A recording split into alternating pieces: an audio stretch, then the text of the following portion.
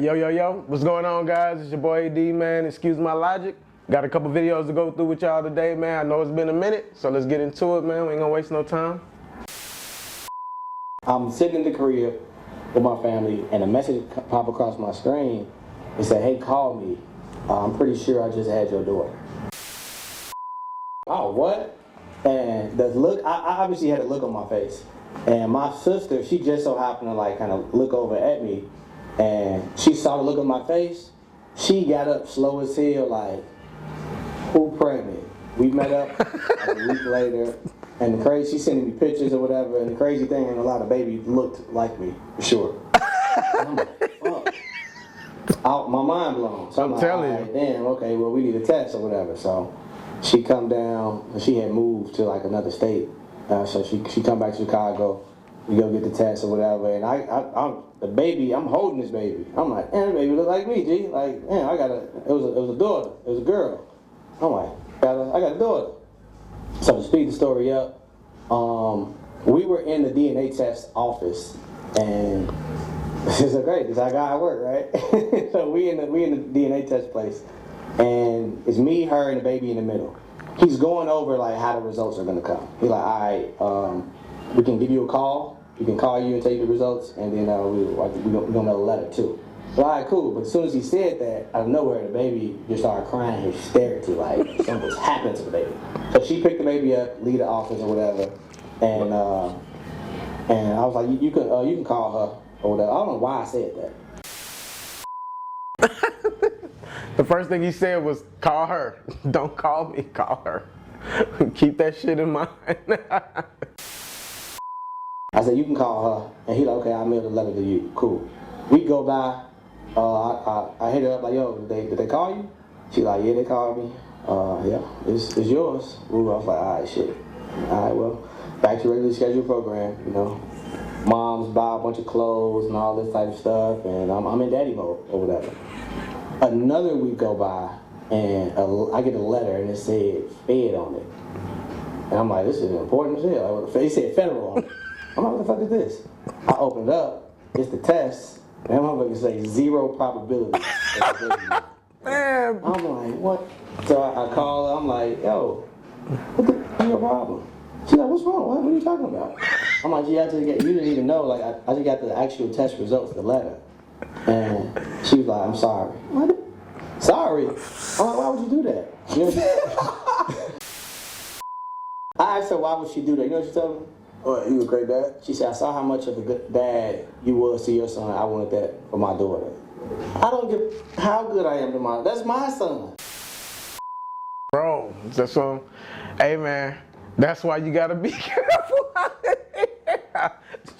That nigga talking about, "I'm sorry." That's what she said. That's it. "I'm sorry. I see how good of a daddy you are. I want that for my daughter." He like, "Man, that ain't my fucking daughter." Oh my.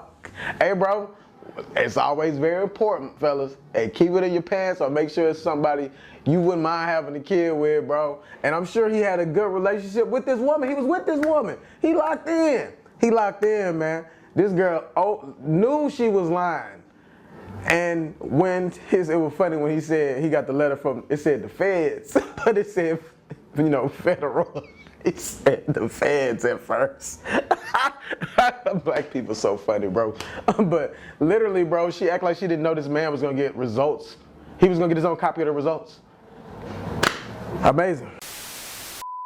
I saw a video recently where a black woman was asking who the hell can correct black women, and then another black woman stitched it and was all dramatic like, who's not telling them?" Y'all don't understand what she's saying. And it's a black woman now. Black women overwhelmingly are not receptive to constructive or critical feedback, are not receptive to accountability.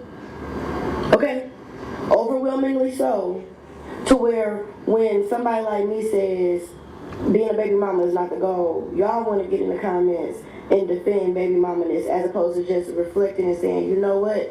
If I could do it over again, I would not have had this man's child, but I love my children, woo, woo, woo." I can say being a crackhead is not what it is.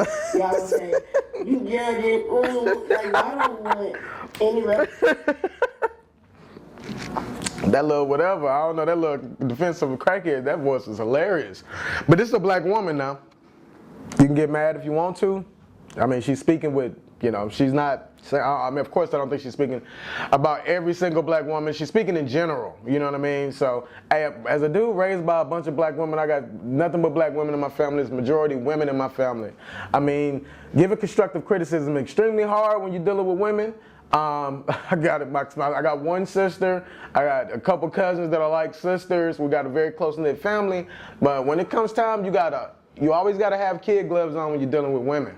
You know what I mean? These grown-ass women. So, I mean, you let alone your children, young females, if you're raising teenagers or whatnot. I mean, accountability is a hard thing. It's like they immediately get defensive. Not saying it ain't some dudes who get offended. Not saying it's not some white women that get offended, but just think about it. I mean, I only got experience with black women in general from close relationships, people that I try to give advice to or try to, you know, dive into their life as far as relationships and, you know, husbands and boyfriends and children. It's always kind of hard, man, you know, giving constructive criticism. You always got to kind of walk on eggshells and make sure you're good. But let's continue. Look at her face.